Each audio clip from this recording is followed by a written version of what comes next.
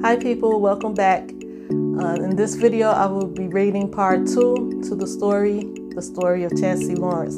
Now in part 1 we found that Chancey Lawrence was a successful relationship expert and Letitia was happy to visit her home to be an intern for her. So like I said, in part 1 we get an intro to Letitia and Dr. Chancey Lawrence, but in the story I just call her Chancey.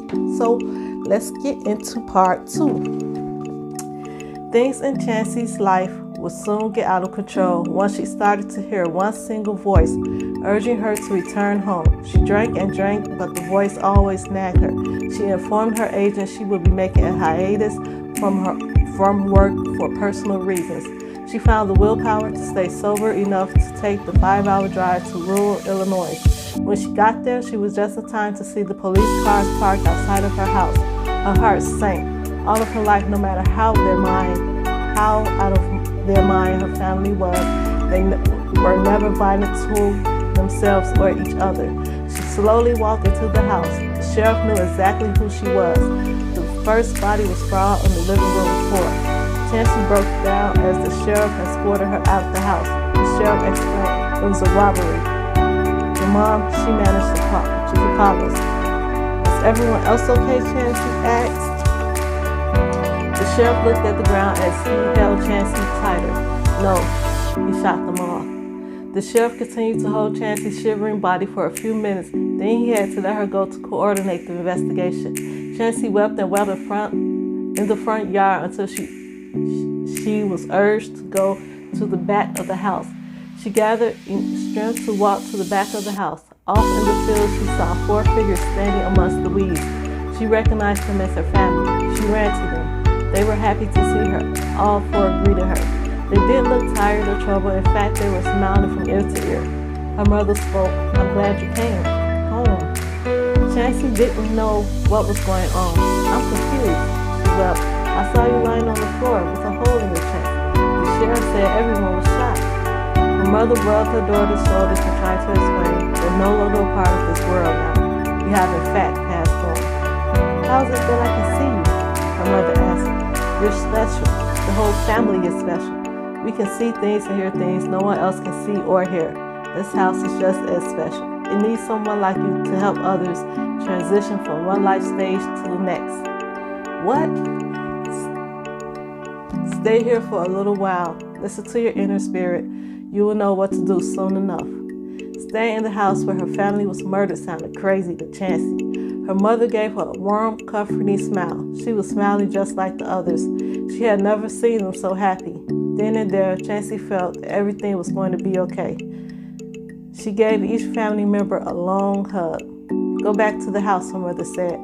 Chancey did as she was told. When she turned around, her family members were gone.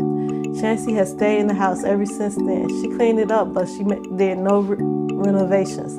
Leaving it the way it was since she was a little girl made her feel comfortable in it. She never worried about anyone coming back to harm her. Letitia had been in the house for about a month, alphabetizing patient files. One day, Letitia spent an entire afternoon reading them. All patients suffered from some type of psychosis that ended in their death. There was one man who suffered from insomnia, as a result murdered everyone on his floor in his apartment building.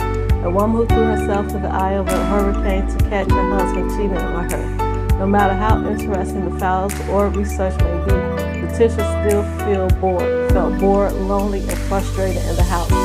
Chancey was short on conversation, but Letitia was determined to get more out of her than that, offering for coffee or tea or a snack. Letitia found Chancey in the library reading a book whose cover was hanging by a thread. I bet all of these books are available for digital download. Chancey looked around at her mass collection of books.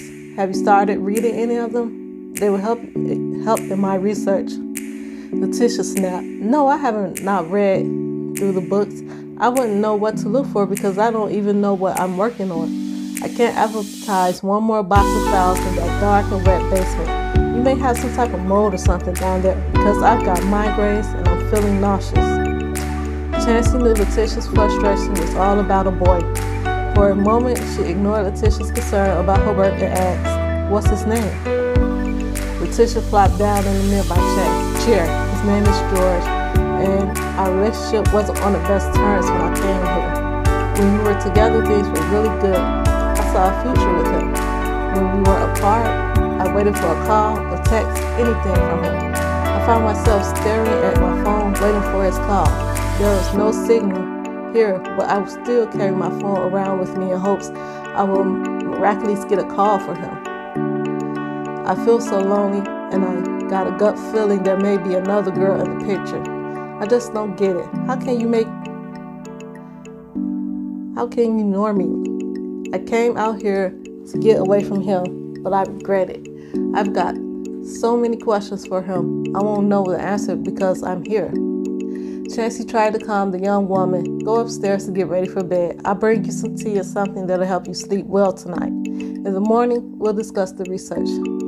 Letitia reluctantly agreed. "Okay, but I need to start my work. I have to report something to the university." Chancey nodded. "Don't worry, sweetie. You'll have something to report soon enough." Letitia felt refreshed the next morning and was happy there was coffee and a pastry waiting for her in the kitchen. Chancey was already sitting at the table sipping her coffee. "Good morning. How do you feel?" Letitia smiled. "I feel better this morning." Chancey watched her go and Chancey returned to smile. "Great. Well, let's get to business then. My research focuses on schizophrenia and the voices that most schizophrenics hear.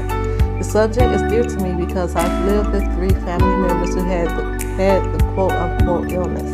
My theory is somewhat unorthodox, and I must admit, at this point, I don't have a method of proving it." "Dr. Chancey Lawrence, what is your theory?" "My theory is that the voices are not hallucinations. I believe the voices are just as real as you and me. I believe they have a mind and a spirit. They may exist on a higher realm than us, closer to God than we are, capable of connecting than we are, yet capable of connecting to us, to communicate with us without being seen." Exactly how can we even begin to think of ways to prove your theory? Letitia became frustrated and started to feel like she had wasted a month of her life with Chancey. Her headache returned. "We have to begin to fully understand the brain and the mind and the spiritual world." "What do you want me to do? Round up some crazy people and catch them having a conversation with themselves, record it, and hope I catch a spirit? How about we get some EVP boxes in here? Or let's contact the clairvoyant." Chancey remained calm. "Calm down, Letitia. As a student of the mind, at the same time, you must know there is little research out there on it. And any new piece of information, big or small, could make a difference to the industry." Letitia squirmed at the piercing pain in her stomach. Still, she managed to ask the question. "What happened to the relationship, the dating studies, the fun stuff? Why are you out here in the middle of nowhere in this old house trying to correlate schizophrenia to ghosts?"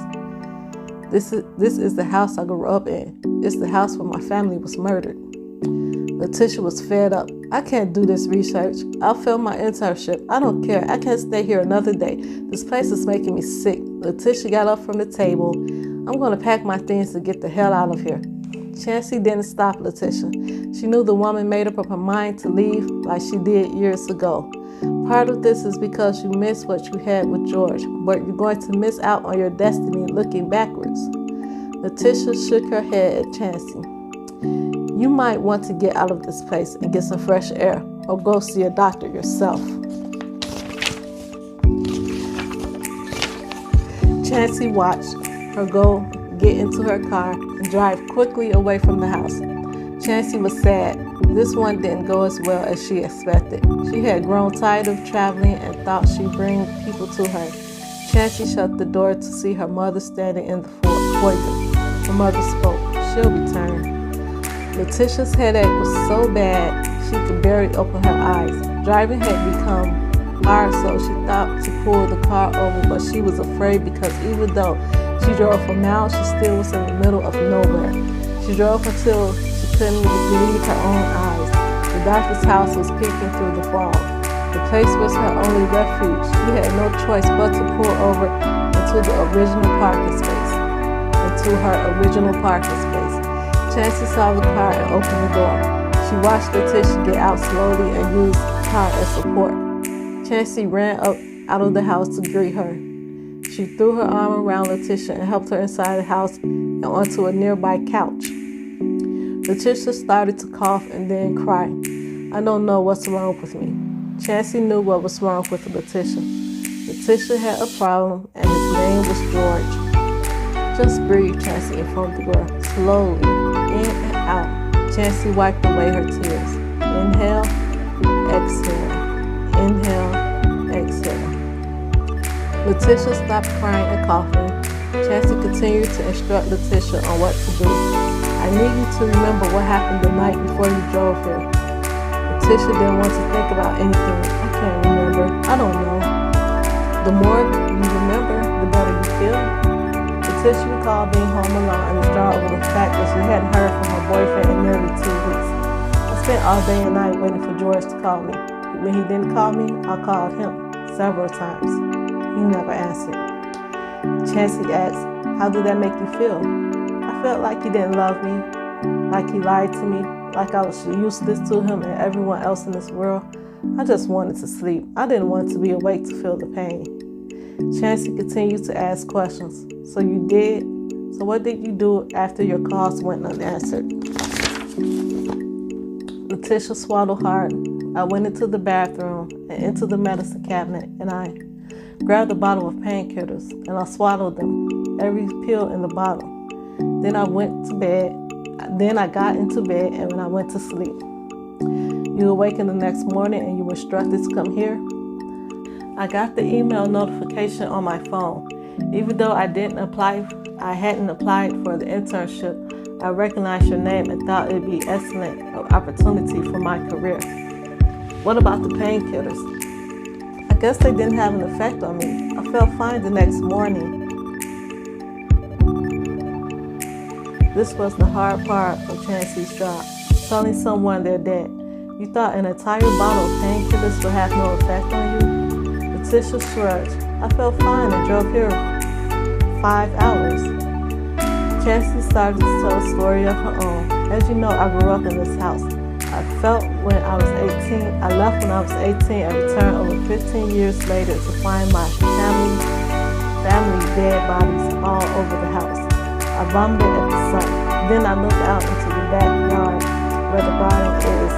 I see all of them standing there. And I go to them. And my mom explains to me, this house is special. And I am too.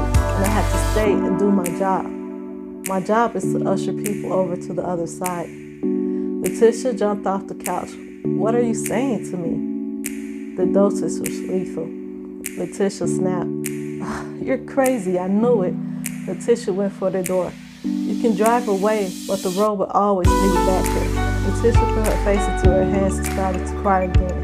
"I just wanted to sleep. I didn't want it to die." She looked at Chancey. "Am I really dead?" Chancey sighed. "Yes." As she hugged the young woman, Letitia asked Chancey, "Are you dead?" "No." Letitia wanted to know, "What now?" "When you're ready, you move on. The way is through the garden." Letitia didn't want to go to the other side. She was still hung up on George. "What if I don't want to leave?" "You can stay here as long as you want." "Really?" The two stood and looked at each other for a few moments, and then Letitia spoke. "This is not how I thought dying would be. I'm going upstairs to my room." "Sure, no problem." Letitia went into her room, and for the first time she saw the sun shine through her blinds. She went over to the window and saw the house was surrounded by green grass and the most beautiful garden with colors she didn't even know existed. She sat down on the bed and then stretched out on it. For some reason, she didn't want to leave the house. She wanted to stay in the house with Chancey. Chancey walked into the kitchen to see her mom was sitting at the kitchen table. "She's different from the others," Chancey said. Chancey's mom spoke. "You know, different could be a good thing. Maybe somehow you could really use her as your intern." And that's the end. Where is your mind? That's the story came from this book. And in other videos, I said that my type of writing genre is speculative fiction. So that's a little taste of it in the Story of Chancey Lawrence. I hope you enjoyed it and stay tuned for more readings. Thanks for watching.